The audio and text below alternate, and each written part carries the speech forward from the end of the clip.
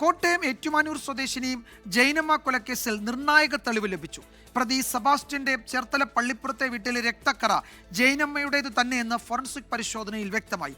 സമ്പൂർണ്ണ DNA ഫലം 2 ദിവസത്തിനകം വരുന്നതോടെ കേസിൽ കൂടുതൽ വ്യക്തത വരും എന്നാണ് അന്വേഷണ സംഘത്തിന്റെ പ്രതീക്ഷ. ജൂലൈ 28-ന് സെബാസ്റ്റ്യന്റെ വീട്ടിൽ നടത്തിയ പരിശോധനയിൽ സ്വീകരണ മുറിയിൽ നിന്നായിരുന്നു രക്തക്കറ കണ്ടെത്തിയത്. മനുഷ്യരക്തമെന്ന് ഫോറൻസിക് സംഘം സ്ഥിരീകരിച്ചതോടെ തിരുവനന്തപുരത്തെ ലാബിലേക്ക് ശാസ്ത്രീയ പരിശോധനയ്ക്ക് അയച്ചു. ഇതിന്റെ ഫലമാണ് ഇന്നലെ ലഭിച്ചത്. ബന്ധുക്കളുടെ രക്തസാമ്പിളുമായി നടത്തിയ പരിശോധനയിൽ ജൈനമ്മയുടേതെന്ന് സ്ഥിരീകരിച്ചു. ജൈനമ്മയെ കാണാതായ 2024 ഡിസംബർ 23 വൈകുന്നേരം ചേർത്തലയിലെ സഹകരണ ബാങ്കിൽ പണയം വെച്ച സ്വർണം ജൈനമ്മ ധരിച്ചിരുന്നതാണെന്നും ശാസ്ത്രീയ പരിശോധനാ ഫലം. ഇതോടെ ജൈനമ്മ കേസിൽ സെബാസ്റ്റ്യന്റെ നേരിട്ടുള്ള പങ്ക് കൂടുതൽ തെളിഞ്ഞു.